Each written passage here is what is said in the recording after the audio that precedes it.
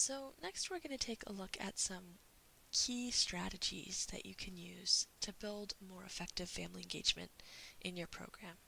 And the first strategy is support families. This starts with thinking about a family's assets, doing a strengths-based approach to understanding each family.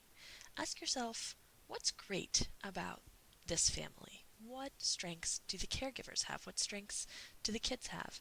What's wonderful about how this family operates? Ask yourself also, what does the child and even the family bring to the program and add to who we are as a program and who we are as a group of individuals? So, looking at those strengths as a foundation for anything else that you do, in any other interaction with the family, is not only going to build a stronger and more positive relationship, it's also going to help to overcome any of that negativity that we talked about from the barrier slide before. Now, the next is to consider the concerns and needs of the families and the children that you're serving.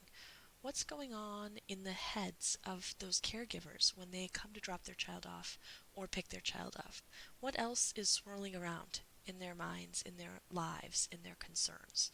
And how can you refer them for resources or even just give them a safe place to relax for a minute or two? What information about the home does a child share with you? Being aware of what else is coming to the table when having a conversation with a parent or a caregiver can not only help you to be more sensitive to the fact that there are additional stresses, but might help you to have a deeper understanding of the causes behind some of the challenges you might see in your program. And thirdly, ask the families for input. Ask them what they would like to see done to serve their children better. Ask caregivers to help you know how you could best be a part of their parenting team, because parents and caregivers like to feel like they are at the head of a team of people who are all working together to support their child. So when you speak from that perspective, you strengthen that relationship. Ask about community supports. Find out what's in your community that can be offered. There might be classes for the parents or for the whole family, like parenting classes or family literacy. There might be technical supports like financial planning or learning about more efficient ways to heat your home or fuel assistance or child advocacy. There might be particular kinds of community activities or events that they might wish for, like a trip to a museum or a family yoga night.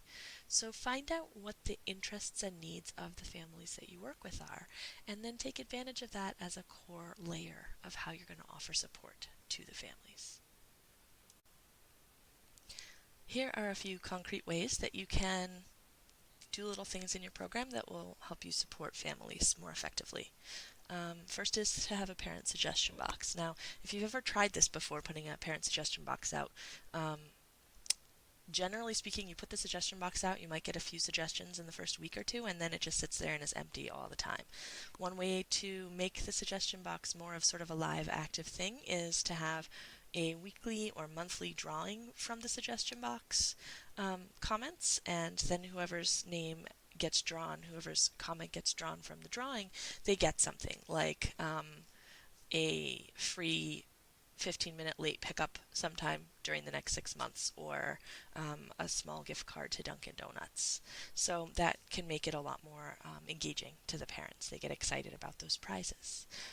I even saw one program where they were sending books home as the prize. So the family would get like a little home literacy kit, the winning family, each month. And I thought that was pretty neat. Another thing you can do is to conduct surveys about the program on a regular basis. Again, surveys can be really, really difficult to get responses on. So a great way to do this is each week to have a question of the week hanging in the pickup area or the lobby of your program, with multiple choice answers and a packet of those little round colored stickers. So the question of the week might be, which of the four following themes do you think would be most exciting for your child or children? And then you list four themes, and then the parents take a sticker and they stick it next to the theme they're the most interested in. Or which of the following do you most want us to help your child with? Emotional and behavioral growth, academic growth, physical fitness, or recreation and relaxation. And then they can let you know what element of the program is most important to them. Now, if you do a different poster every week, you've basically got like a 50 or 52 question parent survey with a very high response rate on it. So that's a great way to collect information about how the families feel about the program. You can also have parent forums or discussion groups, either face to face or even online via Twitter feed. You can have conference calls, even just have a place on your website where people can post comments and create that environment of dialogue and interaction.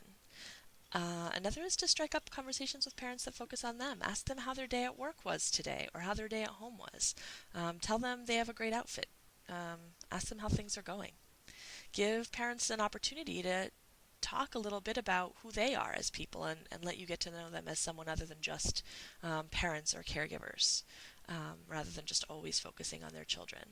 And another thing, which is a really great thing to do, is to have one of your family events be a family appreciation night where the kids write notes about what they appreciate about their parents or caregivers, and the kids serve food to the parents, and the whole focus of the evening is on letting the families know that the kids know how much those families do for them. That is a huge one, and that can make a really big difference. Strategy number 2 is communicate and build trusting relationships. The basic idea here is that no matter how awesome your program is, no matter how interested in engagement your parents are, no matter how fabulous you and the entire rest of your team are, the only way to build a relationship is to continually keep putting an effort into that communication piece. So the first piece here is that you need to communicate frequently and positively. You want to make an effort to reach out just to say, hey, you're good news. Your child did a great job today. Or, hey, thank you so much for making such an effort to always be on time, picking your child up. That really makes a huge difference to our quality of life here at the program. Um, Give the parents anecdotes. Tell them stories about wonderful things that happened with their child in the program, whether they be little things or big things. Even especially with children who struggle, those moments of success, even if they're little, are going to be things that the caregiver, the parent, clings to. And make sure that you offer appreciation for any ways in which the family, the parents, or caregivers are involved in the lives of their children, whether it's big or, again, whether it's little, because that appreciation creates a sense of pride that can then be built on. You also want to be there for families. Make sure that your door is open and families feel like they can come talk to you about issues or concerns that are arising in other contexts, like if the child is having problems in other environments, like at um, babysitters or at school or in any other environments when they're at grandma's house. If there are issues that are arising, make sure that they can comfortably talk to you about that. When the issues brought to you are appropriate, make sure you're offering compassion and assistance. Sometimes families will share too much. They'll share things that you're not really comfortable with, or a level of detail that you may not really be comfortable with. Also want to make sure that you don't become the family therapist. That's going to be too much of a drain on your time, energy, and resources. But being able to say, look, I really like being here for you. I want to be here for you. I am glad that you feel comfortable coming to me. Some of these concerns that you have are concerns where I feel like you deserve more than the amount of support I can give you. So here are some other pathways to getting some additional support. Being able to do that is important. But where you can, offering that compassion and assistance is valuable. Talk about the positive things happening in the program, not just with the child, but overall in the program. Talk about the themes you're doing. Talk about building literacy or math skills or whatever it is that you're doing with the kids. And then provide leadership opportunities for families. This shows parents or caregivers that trust is a two-way street.